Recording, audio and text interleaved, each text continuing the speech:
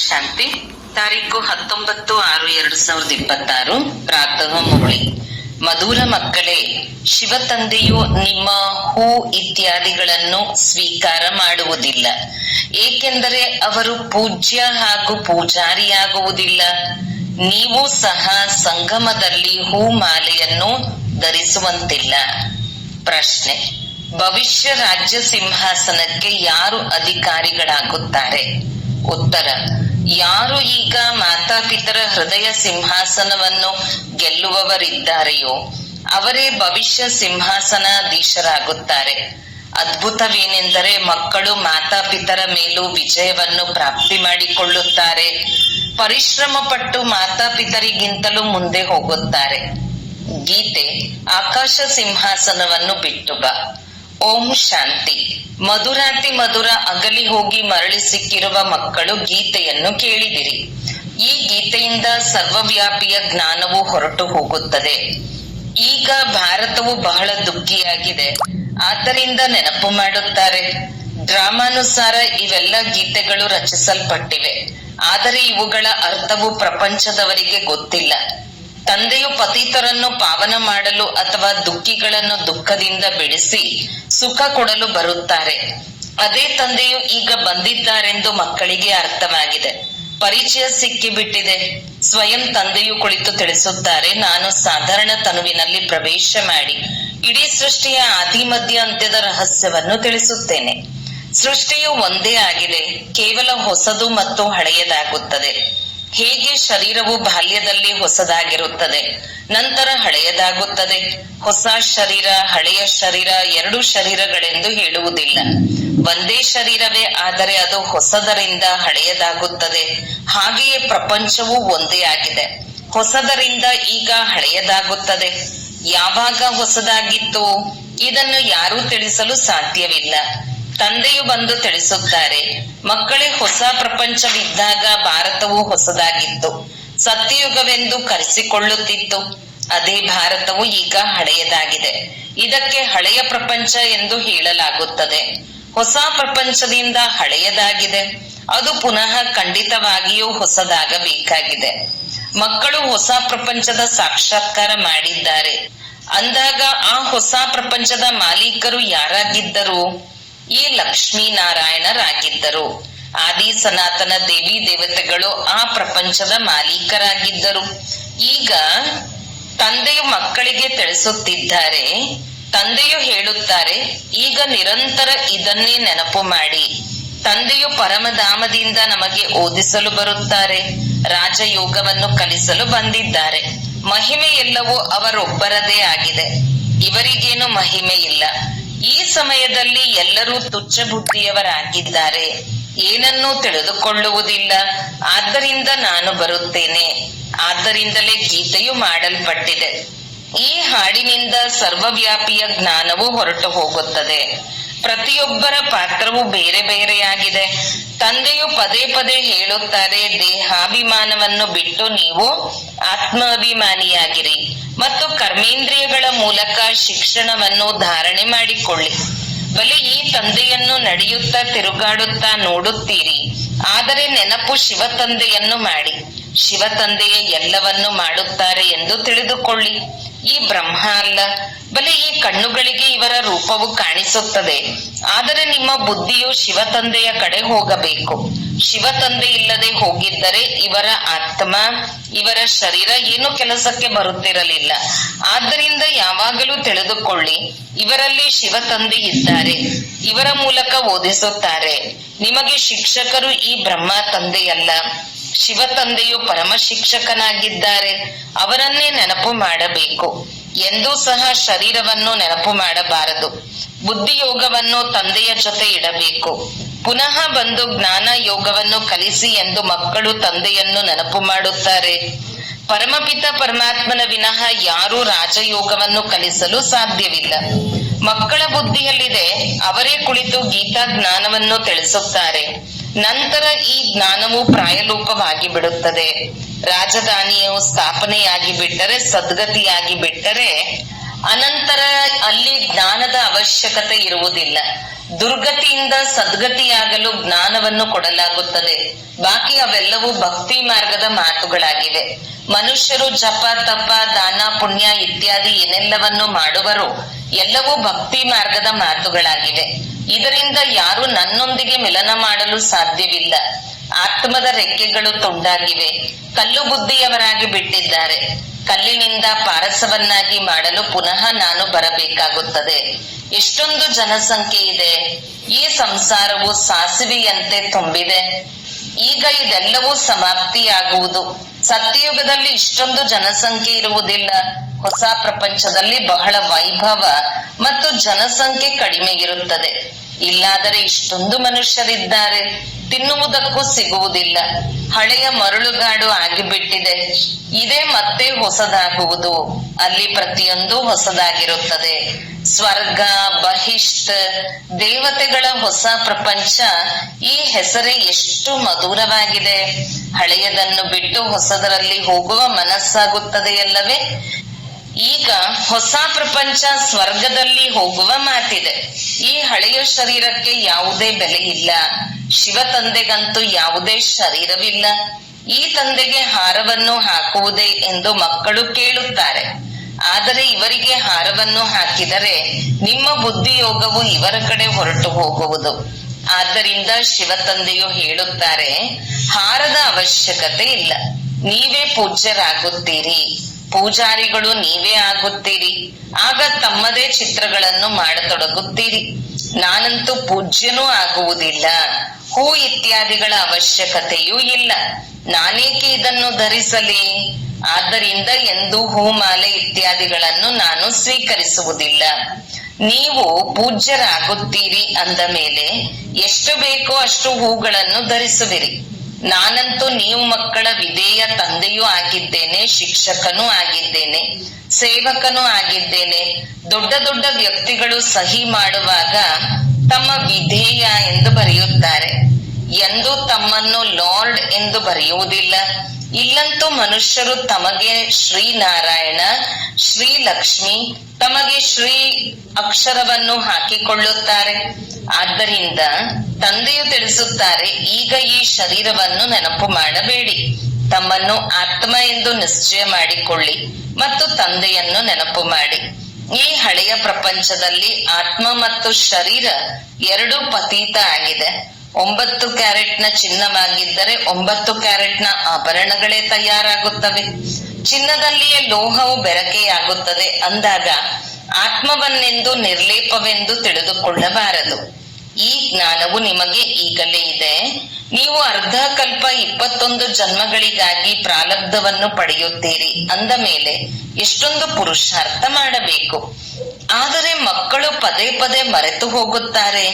ಶಿವ ತಂದೆಯು ಬ್ರಹ್ಮರವರ ಮೂಲಕ ನಮಗೆ ಶಿಕ್ಷಣ ಕೊಡುತ್ತಿದ್ದಾರೆ. ಬ್ರಹ್ಮನ ಆತ್ಮವೂ ಸಹ ಅವರನ್ನೇ ನೆನಪು ಮಾಡುತ್ತದೆ. ಬ್ರಹ್ಮ, ವಿಷ್ಣು, ಶಂಕರರು ಸಹ ಸೂಕ್ಷ್ಮವತನ ವಾಸಿಗಳಾಗಿದ್ದಾರೆ. ತಂದೆಯು ಮೊದಲು ಸೂಕ್ಷ್ಮ ಸೃಷ್ಟಿಯನ್ನು ರಚಿಸುತ್ತಾರೆ. ನಿರ್ವಾಣ ಧಾಮವು ಸರ್ವಶ್ರೇಷ್ಠವಾಗಿದೆ, ಎಲ್ಲದಕ್ಕಿಂತ ಮೇಲಿದೆ. ಒಬ್ಬ ಭಗವಂತನನ್ನು ಎಲ್ಲಾ ಭಕ್ತರು ನೆನಪು ಮಾಡುತ್ತಾರೆ. ಆದರೆ ತಮೋ ಪ್ರಧಾನರಾಗಿರುವ ಕಾರಣ ತಂದೆಯನ್ನು ಮರೆತು ಕಲ್ಲು ಮುಳ್ಳು ಎಲ್ಲದರ ಪೂಜೆ ಮಾಡುತ್ತಿರುತ್ತಾರೆ. ನಮಗೆ ತಿಳಿದಿದೆ ಏನೆಲ್ಲವೂ ನಡೆಯುತ್ತಿದೆಯೋ ಇದು ಡ್ರಾಮಾದಲ್ಲಿ ನಿಗದಿಯಾಗುತ್ತಾ ಹೋಗುತ್ತದೆ. ಡ್ರಾಮಾದಲ್ಲಿ ಒಂದು ಬಾರಿ ಯಾವುದು ನಿಗದಿಯಾಗಿ ಬಿಡುತ್ತದೆಯೋ, ಉದಾಹರಣೆಗೆ ಮಧ್ಯದಲ್ಲಿ ಯಾವುದಾದರೂ ಪಕ್ಷಿಯು ಹಾರಿ ಹೋಗುತ್ತದೆ ಎಂದರೆ ಅದೇ ಮತ್ತೆ ಮತ್ತೆ ಪುನರಾವರ್ತನೆಯಾಗುತ್ತಿರುವುದು. ಪತಂಗವು ಹಾರುತ್ತಿರುವಾಗ ಅದು ಶೂಟಿಂಗ್ ಆಗಿ ಬಿಟ್ಟರೆ ಮತ್ತೆ ಮತ್ತೆ ಅದೇ ಪುನರಾವರ್ತನೆಯಾಗುತ್ತಾ ಇರುವುದು. ಈ ಡ್ರಾಮಾದ ಕ್ಷಣ ಕ್ಷಣವು ಪುನರಾವರ್ತನೆಯಾಗುತ್ತಾ ಇರುತ್ತದೆ, ಶೂಟಿಂಗ್ ನಡೆಯುತ್ತಾ ಇರುತ್ತದೆ. ಇದು ಮಾಡಲ್ಪಟ್ಟ ನಾಟಕವಾಗಿದೆ.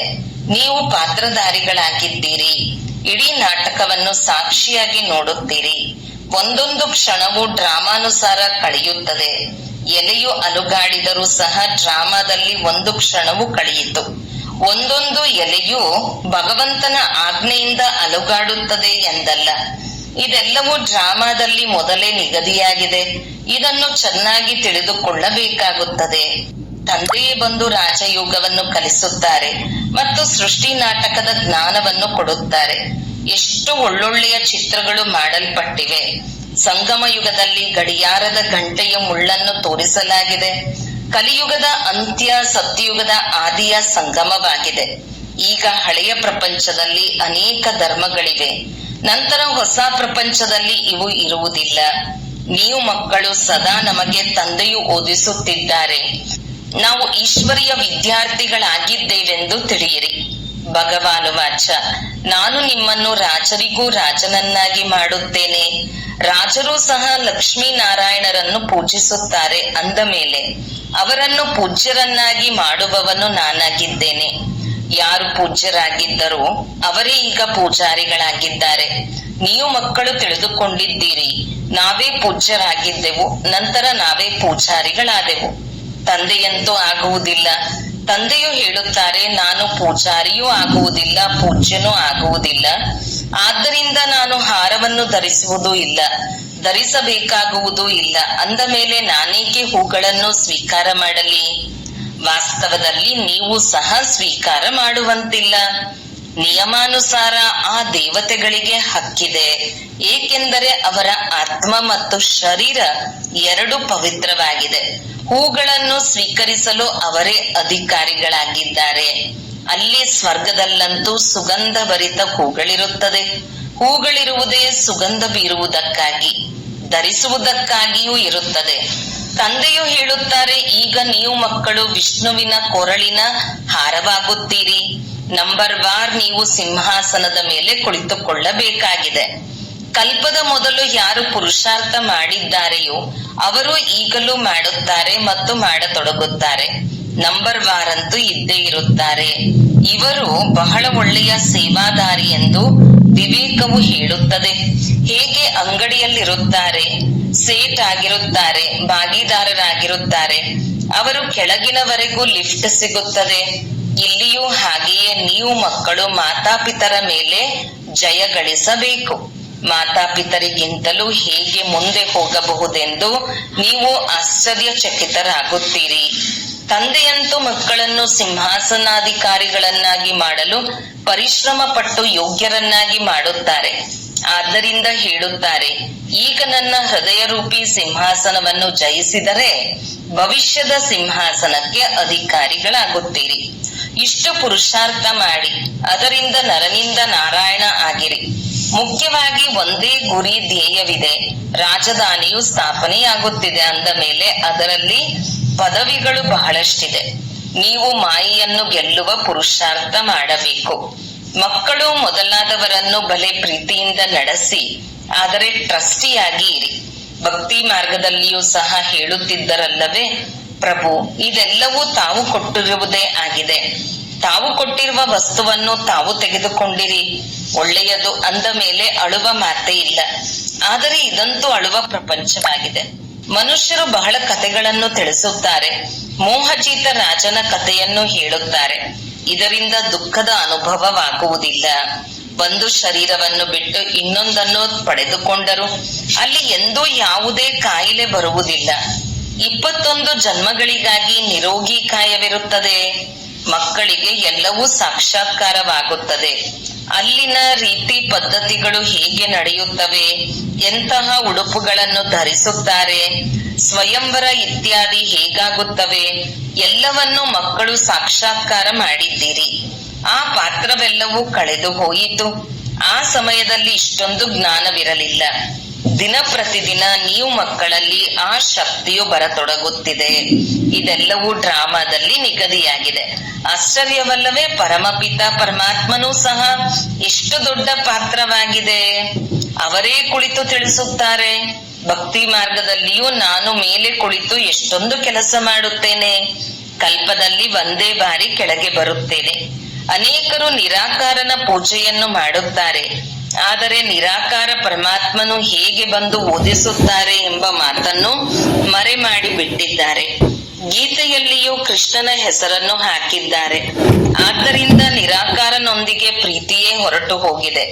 ಇದನ್ನು ಪರಮಾತ್ಮನೇ ಬಂದು ಸಹಜ ಯೋಗವನ್ನು ಕಲಿಸಿದರು ಮತ್ತು ಪ್ರಪಂಚವನ್ನು ಪರಿವರ್ತಿಸಿದರು. ಯುಗಗಳು ಸುತ್ತುತ್ತಾ ಇರುತ್ತವೆ, ಪ್ರಪಂಚವು ಬದಲಾಗುತ್ತಾ ಇರುತ್ತದೆ. ಈ ಸೃಷ್ಟಿ ಚಕ್ರವನ್ನು ಸಹ ನೀವೀಗ ತಿಳಿದುಕೊಂಡಿದ್ದೀರಿ. ಮನುಷ್ಯರು ಏನನ್ನೂ ತಿಳಿದುಕೊಂಡಿಲ್ಲ. ಸತ್ಯಯುಗದ ದೇವಿ ದೇವತೆಗಳನ್ನೂ ತಿಳಿದುಕೊಂಡಿಲ್ಲ. ಕೇವಲ ದೇವತೆಗಳ ಸಾಕ್ಷಿಗಳು ಉಳಿದುಕೊಂಡಿವೆ. ಆದ್ದರಿಂದ ತಂದೆಯು ತಿಳಿಸುತ್ತಾರೆ, ಸದಾ ನಾವು ಶಿವತಂದೆಯ ಮಕ್ಕಳಾಗಿದ್ದೇವೆ. ಶಿವತಂದೆಯು ನಮಗೆ ಓದಿಸುತ್ತಾರೆ. ಈ ಬ್ರಹ್ಮಾರವರ ಮೂಲಕ ನಮಗೆ ಶಿಕ್ಷಣ ಕೊಡುತ್ತಾರೆಂದು ತಿಳಿಯಿರಿ. ಶಿವತಂದೆಯ ನೆನಪಿನಲ್ಲಿ ಬಹಳ ಮಜಾ ಬರುವುದು. ಇಂತಹ ಗಾಡ್ ಫಾದರ್ ಯಾರು? ಅವರು ತಂದೆಯೂ ಆಗಿದ್ದಾರೆ, ಶಿಕ್ಷಕ ಸದ್ಗುರುವೂ ಆಗಿದ್ದಾರೆ. ಕೆಲವರು ಲೌಕಿಕ ತಂದೆಯರು ಮಕ್ಕಳಿಗೆ ಓದಿಸಲುಬಹುದು.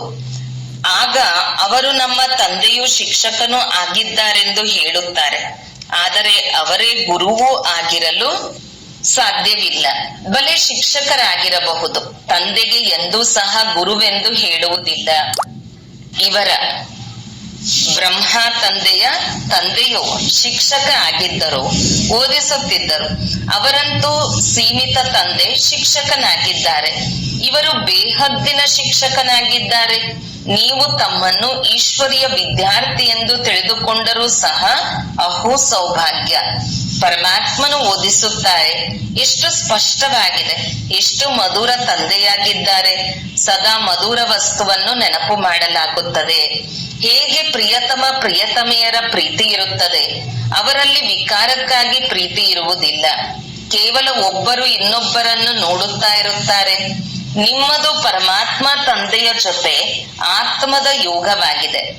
ತಂದೆಯು ಎಷ್ಟು ಜ್ಞಾನ ಸಾಗರ, ಪ್ರೇಮ ಸಾಗರನಾಗಿದ್ದಾರೆ. ಈ ಪತೀತ ಪ್ರಪಂಚ, ಪತೀತ ಶರೀರದಲ್ಲಿ ಬಂದು ಎಷ್ಟು ಶ್ರೇಷ್ಠರನ್ನಾಗಿ ಮಾಡುತ್ತಾರೆಂದು ಆತ್ಮವು ಹೇಳುತ್ತದೆ. ಮನುಷ್ಯರಿಂದ ದೇವತೆಗಳನ್ನಾಗಿ ಮಾಡುವವರೆಂದು ಗಾಯನವಿದೆ. ಸೆಕೆಂಡಿನಲ್ಲಿ ವೈಕುಂಠಕ್ಕೆ ಹೊರಟು ಹೋಗುತ್ತೀರಿ, ಸೆಕೆಂಡಿನಲ್ಲಿ ಮನುಷ್ಯರಿಂದ ದೇವತೆಗಳಾಗಿ ಬಿಡುತ್ತೀರಿ. ಇದು ಗುರಿ ಧ್ಯೇಯವಾಗಿದೆ. ಅದಕ್ಕಾಗಿ ವಿದ್ಯಾಭ್ಯಾಸ ಮಾಡಬೇಕು. ಗುರುನಾನಕರು ಸಹ ಹೇಳಿದ್ದಾರಲ್ಲವೇ, ಹೊಲಸಾದ ಬಟ್ಟೆಯನ್ನು ಒಗೆದರು, ಲಕ್ಷ್ಯವು ಸಾಬೂನು ಆಗಿದೆ ಅಲ್ಲವೇ? ತಂದೆಯು ಹೇಳುತ್ತಾರೆ, ನಾನು ಎಷ್ಟು ಒಳ್ಳೆಯ ಅಗಸನಾಗಿದ್ದೇನೆ. ನಿಮ್ಮ ವಸ್ತ್ರಗಳು ಅರ್ಥಾತ್ ಆತ್ಮ ಮತ್ತು ಶರೀರವನ್ನು ಎಷ್ಟು ಶುದ್ಧವನ್ನಾಗಿ ಮಾಡುತ್ತೇನೆ. ಆದ್ದರಿಂದ ಈ ದಾದರವರನ್ನು ಎಂದೂ ನೆನಪು ಮಾಡಬಾರದು. ಇದೆಲ್ಲವೂ ಶಿವ ತಂದೆಯ ಕಾರ್ಯವಾಗಿದೆ. ಅವರನ್ನೇ ನೆನಪು ಮಾಡಿರಿ. ತಂದೆಯು ಇವರಿಗಿಂತಲೂ ಮಧುರರಾಗಿದ್ದಾರೆ. ಆತ್ಮಕ್ಕೆ ಹೇಳುತ್ತಾರೆ, ನಿಮಗೆ ಈ ಕಣ್ಣುಗಳಿಂದ ಬ್ರಹ್ಮಾರವರ ರಥವು ಕಂಡು ಬರುತ್ತದೆ. ಆದರೆ ನೀವು ಶಿವ ತಂದೆಯನ್ನು ನೆನಪು ಮಾಡಿರಿ. ಶಿವ ತಂದೆಯು ಇವರ ಮೂಲಕ ನಿಮ್ಮನ್ನು ಕವಡೆಯಿಂದ ವಜ್ರ ಸಮಾನರನ್ನಾಗಿ ಮಾಡುತ್ತಿದ್ದಾರೆ. ಒಳ್ಳೆಯದು. ಮಧುರಾತಿ ಮಧುರ ಅಗಲಿ ಹೋಗಿ ಮರಳಿ ಸಿಕ್ಕಿರುವ ಮಕ್ಕಳ ಪ್ರತಿ ಮಾತಾಪಿತಾ ಬಾಪ್ದಾದರವರ ನೆನಪು, ಪ್ರೀತಿ ಹಾಗೂ ಸುಪ್ರಭಾತ. ಆತ್ಮೀಯ ಮಕ್ಕಳಿಗೆ ಆತ್ಮೀಯ ತಂದೆಯ ನಮಸ್ತೆ. ಧಾರಣೆಗಾಗಿ ಮುಖ್ಯ ಸಾರ 1.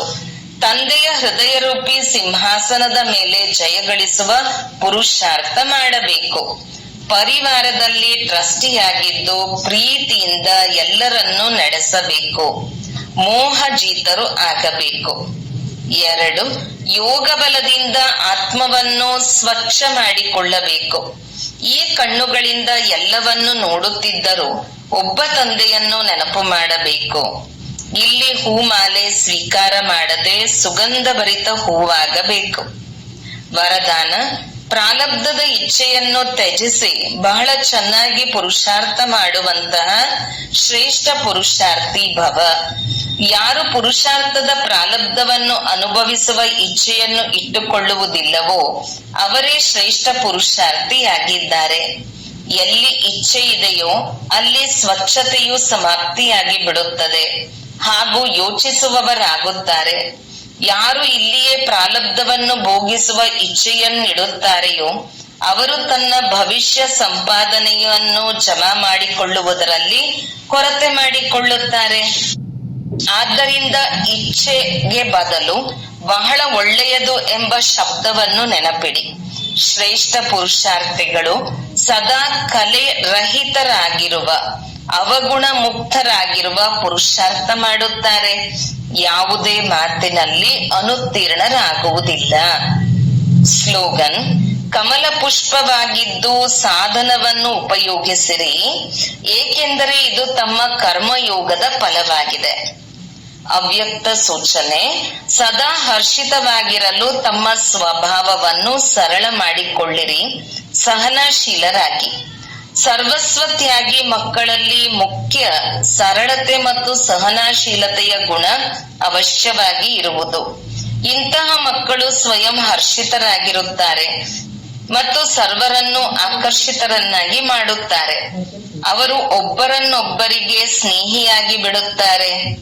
ಒಂದು ವೇಳೆ ಸರಳತೆ ಇಲ್ಲವೆಂದರೆ ಸ್ನೇಹಿ ಆಗಿರಲು ಸಾಧ್ಯವಿಲ್ಲ.